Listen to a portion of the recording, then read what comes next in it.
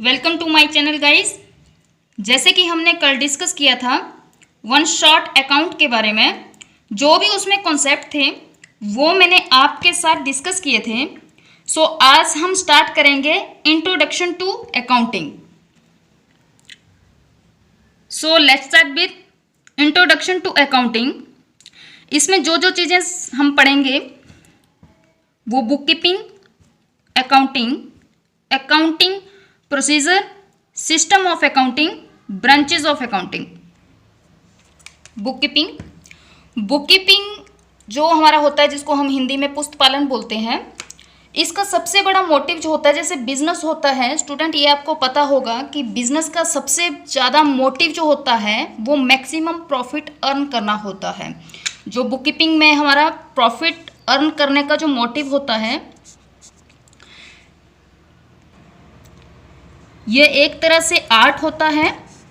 किस तरह से हम अपनी जो भी हमारी ट्रांजैक्शंस होती हैं, जो भी हम ट्रांजैक्शंस करते हैं, लेन देन करते हैं, बिजनेस कैसे स्टार्ट किया जाता है, सबसे पहले लेन देन ही होता है। जिनकी हम रिकॉर्डिंग करते हैं, रिकॉर्डिंग कैसे करते हैं, क्लासिफिकेशंस कैसे करते हैं, उसमें समराइजिंग कैसे होती है, ये सारा का सारा हमें ट्रांजैक्शंस सिस्टमेटिक ऑर्डर में की जाती है, जिससे कि हम एक फाइनेंशियल स्टेटमेंट का हमें पता चलता है एक पार्टिकुलर पीरियड में।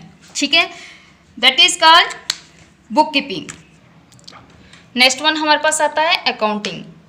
अकाउंटिंग भी एक तरह का आर्ट होता है।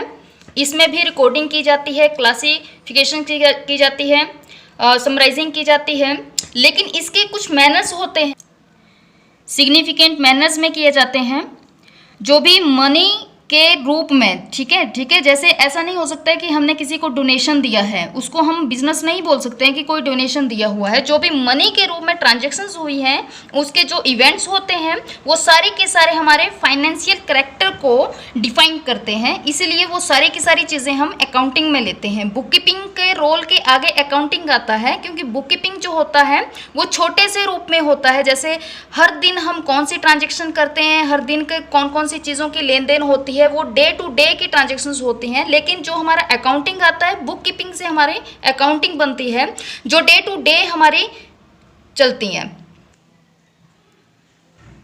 नेक्स्ट कॉन्सेप्ट है अकाउंटिंग प्रोसीजर। अकाउंटिंग प्रोसीजर में हमारे identification of transaction, recording of transaction, classifying of transaction, summarising of transaction, interpreting of transactions, ये सारी की सारी चीज़ें हमें अकाउंटिंग प्रोसीजर में आती हैं कि अकाउंटिंग का प्रोसीजर हमारा किस तरह से वर्क करता है, या किस तरह से उसकी साइकिल बनाई जाती है। अकाउंटिंग प्रोसीजर में मैं कुछ एग्जांपल आपको देना चाहती हूँ गाइस, क्योंकि स्टूडेंट ये वाला जो कॉन्सेप्ट है हमारा, ये सबसे मेन कॉन्सेप्ट है।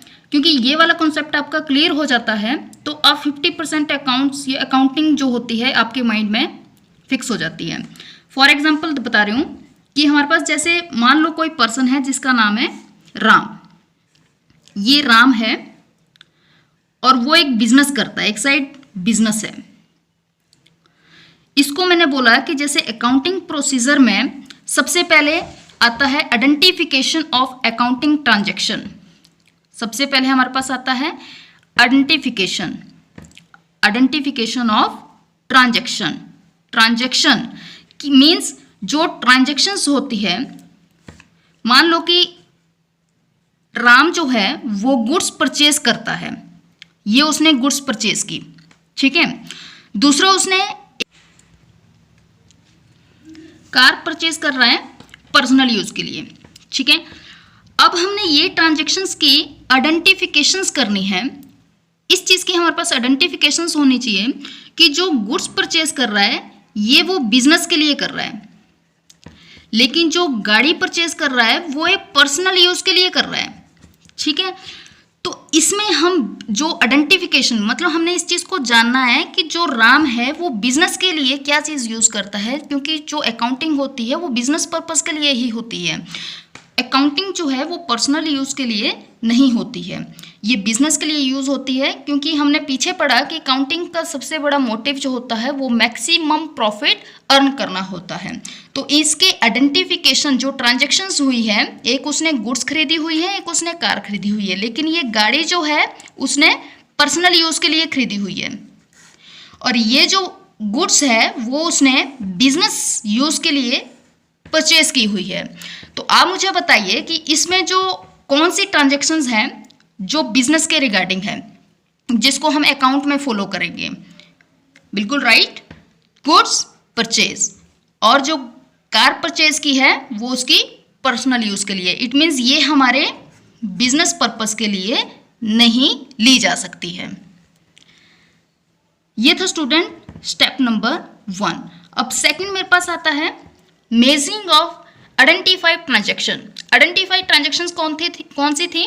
जो गुड्स परचेज की थी, और जो मैंने आपको एग्जांपल बताया था कि उसने एक गाड़ी परचेज की थी, कौन से बिजनेस पर्पस के लिए था। अब नेक्स्ट वन होता है कि measuring the identified transaction. Identified, जो हमने आइडेंटिफाइड ट्रांजैक्शन कर दी उसकी मेजरिंग करनी है हमने। मेजरिंग मतलब कि हमने ये देखना है कि उसका मनी वैल्यू कितनी है। अब हमें ये चीज़ पता लग गई है कि उसने गुड्स परचेज की, तो उसकी जो उसने गुड्स परचेज की उसकी मनी वैल्यू कितनी है।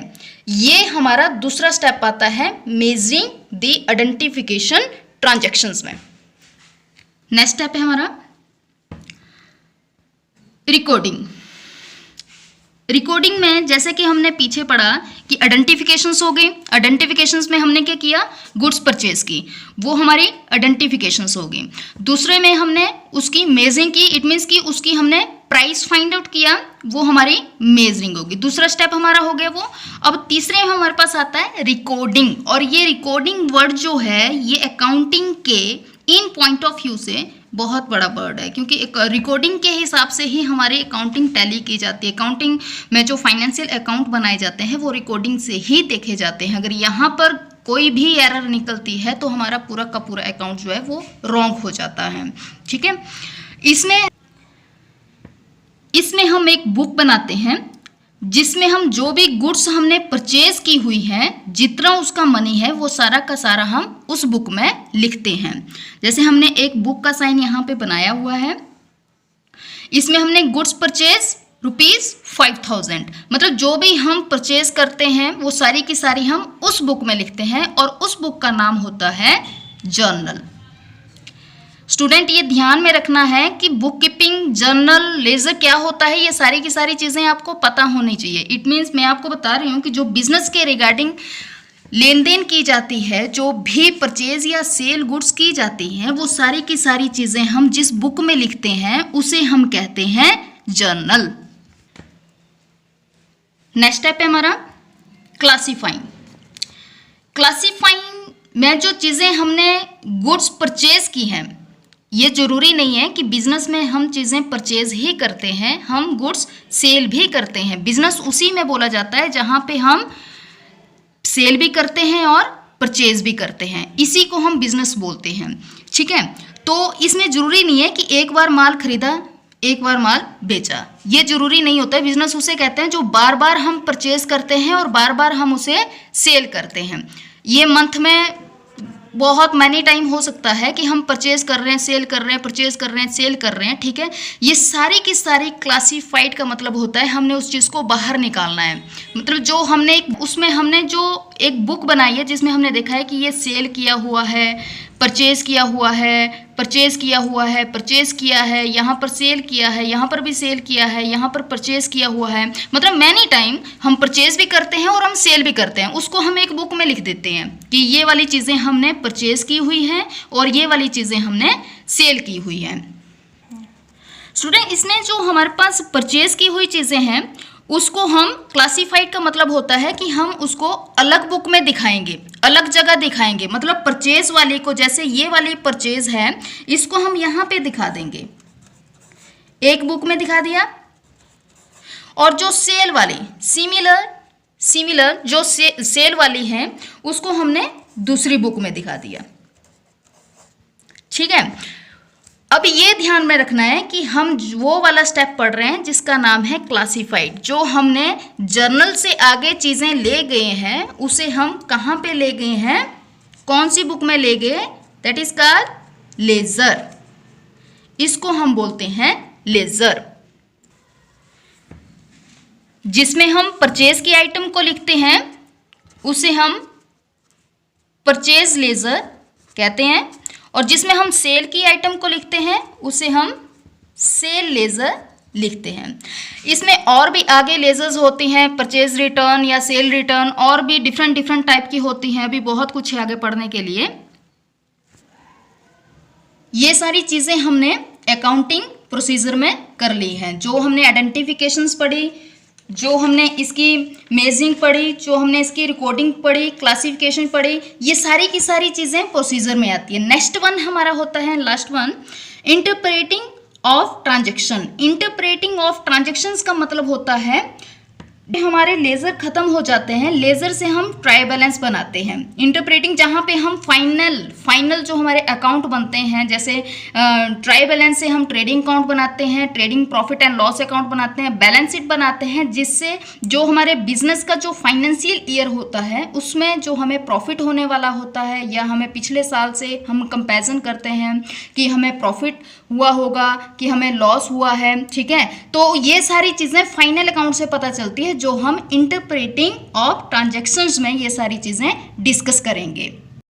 ठीक है गाइस, आज का टॉपिक हम यहीं पे क्लोज करते हैं।